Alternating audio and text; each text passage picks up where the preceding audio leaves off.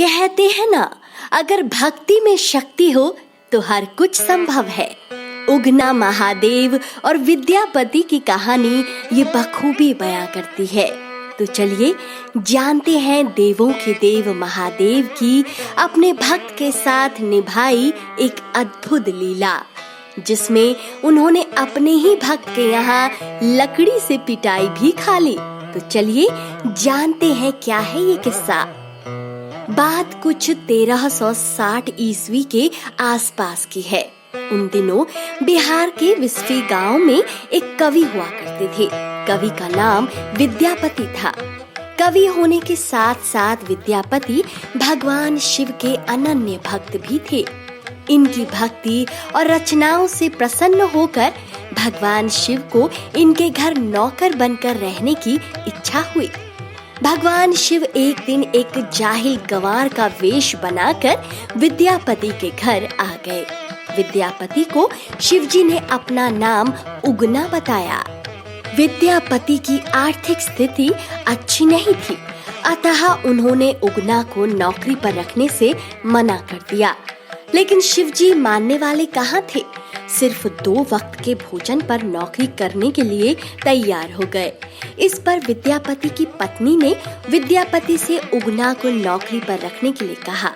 पत्नी की बात मानकर विद्यापति ने उगना को नौकरी पर रख लिया।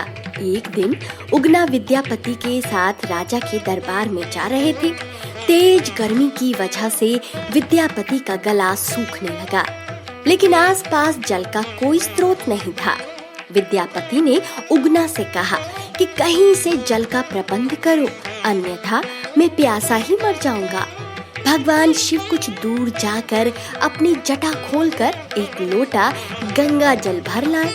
विद्यापति ने जब जल पिया तो उन्हें गंगा जल का स्वाद लगा और वह आश्चर्यचकित हो उठे कि इस वन में जहाँ कहीं जल का स्रोत तक नहीं दिखता, यह जल कहाँ से आया, वह भी ऐसा जल जिसका स्वाद गंगा जल के जैसा है। कवि विद्यापति को उगना पर संदेह हो गया कि यह कोई सामान्य व्यक्ति नहीं बल्कि स्वयं भगवान शिव है। अतः उगना से उसका वास्तविक परिचय जानने के लिए जिद करने लगे। अतः उगना उनका वास्तविक परिचय जानने के लिए जिद करने लगे। जब विद्यापति ने उगना को शिव कहकर उनके चरण पकड़ लिए, तब उगना को अपने वास्तविक स्वरूप में आना पड़ा। उगना के स्थान पर स्वयं भगवान शिव प्रकट हो गए। शिव ने विद्यापति से कहा कि मैं तुम्हारे साथ उगना बनकर रहना चाहता हूँ, लेकिन कभी भी किसी को मेरा वास्तविक परिचय मत बताना। विद्यापति को बिना मांगे संसार के ईश्वर का सानिध्य मिल चुका था। इन्होंने शिव की शर्त को मान लिया। एक दिन विद्यापति की पत्नी सुशीला ने उगना को कोई काम दिया। उगना उस काम को ठीक से नहीं समझा और गलती कर बैठा। सुशीला इससे नाराज हो गई और चूल्हे से जलती लकड़ी निकालकर लगी शिवजी की पिटाई करने। विद्यापति ने जब यह दृश्य देखा तो अनायास ही उनके मुंह से निकल पड़ा, ये साक्षात भगवान शिव है, इन्हें जलती लकड़ी से मार रही हो। फिर क्या था, विद्यापति के मुंह से यह शब्द निकलते ही शिव वहां से अंतर्ध्यान हो गए।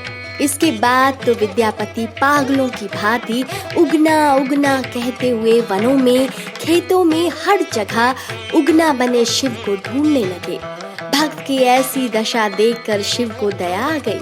भगवान शिव उगना के सामने प्रकट हो गए और कहा कि अब मैं तुम्हारे साथ नहीं रह सकता। उगना रूप में मैं जो तुम्हारे साथ रहा, उसके प्रतीक चिन्ह के रूप में अब मैं शिवलिंग के रूप में विराजमान रहूंगा।